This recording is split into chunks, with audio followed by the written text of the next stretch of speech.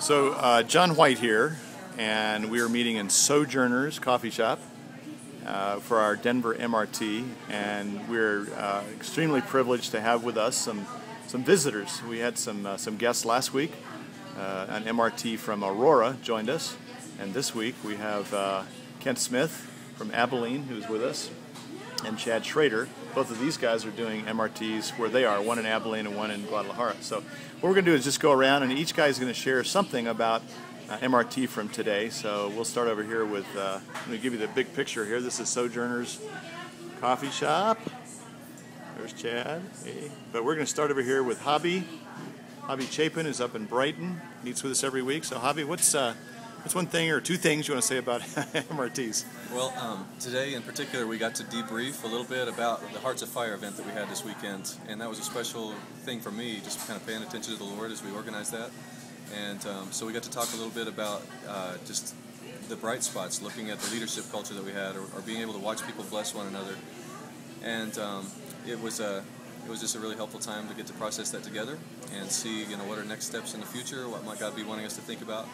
But in the name of blessing one another, today we did have a time where we listened and we paid attention to what the Lord is doing. And one thing that really stands out to me is Chad here has just really encouraged me to, in the way that I pay attention to my wife. And just this kind of the past few days of being with him and hearing his story really encourages me. So that's Great. Something I take away. Go back to Hearts of Fire. What is Hearts of Fire? What was that? And just a couple sentences on that. Hearts of Fire was an area-wide house church network event that the Lord organized for us, just to come together and to praise Him together, to do some teaching together, to pray over one another, and then to really just to be in His presence together. Friday night and Saturday, probably 60, 80 people. Yeah.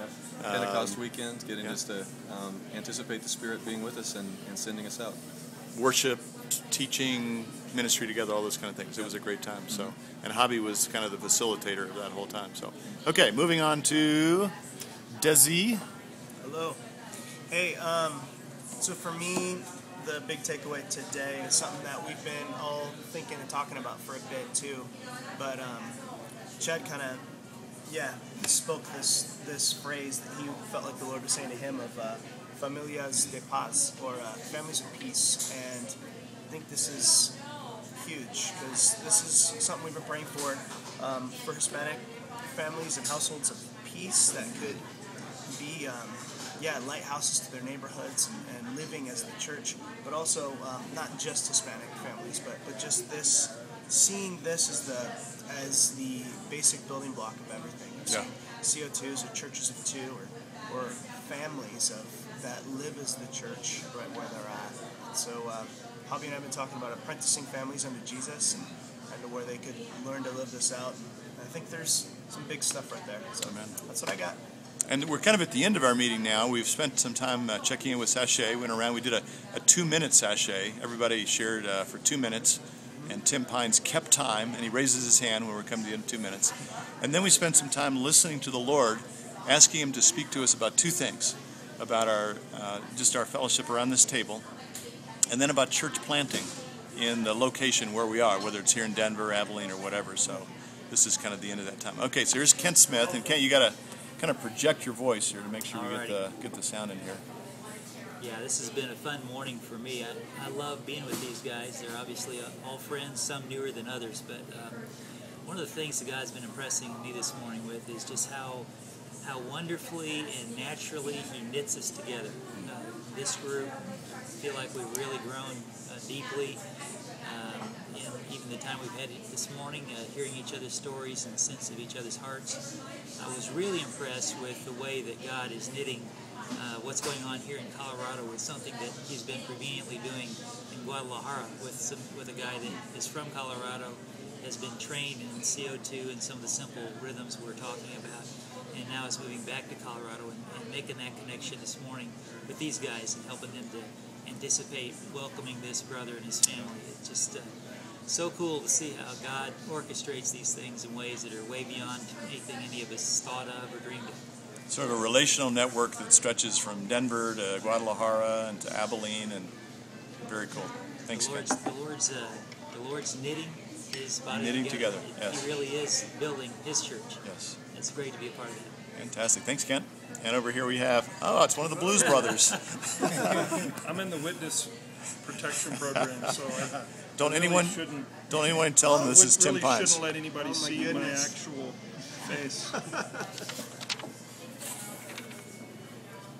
Something from today that Yeah, about 5 years ago, I began to study 12-step groups and what it is about all the various 12-step groups that make them such a transformationally rich and powerful context.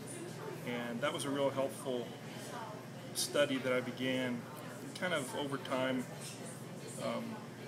Stopped intentionally studying that, but I feel impressed to go back and pick that up again and learn about that in order to take some of that learning and help bring it into the MRT and the CO2. I think there's a lot to be learned about the viral nature of the 12-step world, as well as it's very simple, it's very easily reproducible, it's viral, it's powerful, it's transformational, all of that. Yep. So I think we have a lot to learn from 12-step groups, and I just feel impressed to start that study again, and I'm excited at getting back into that study because I learned a lot, and I know there's a lot more to learn. Yep. So a starfish organization like AA or 12-step, how do they maintain the DNA over many generations? As it goes out through the concentric circles, how does it not get watered down? Yeah. How does it not lose some of the transformational power? Man, it's going to be so valuable. Thanks for doing that. And over here, Chad, who's going back to Guadalajara today. So great to have you with us. Good to be here. I think two ideas came to my mind. Just one is the idea of cross-pollination. And just as we're sitting here, just being impressed that things that are being heard and experienced in one part of Denver or even another part of the world are good for people in another place. And to see that kind of conversation going across between us is really cool. I think that's typical of MRTs and being apostolic workers in different parts of the region or different parts of the city. The other thing that struck me was the way John defined prophecy as listening on behalf of others. And I think we experienced that some, just not anything mystical or anything like that, but just paying attention as people shared their hearts, and then when we were praying and listening to God, paying attention to what that person said and what thoughts came as you consider that person, and to hear each other give specific words is really cool. Yeah, that is. 1 Corinthians 14, 1 through 3.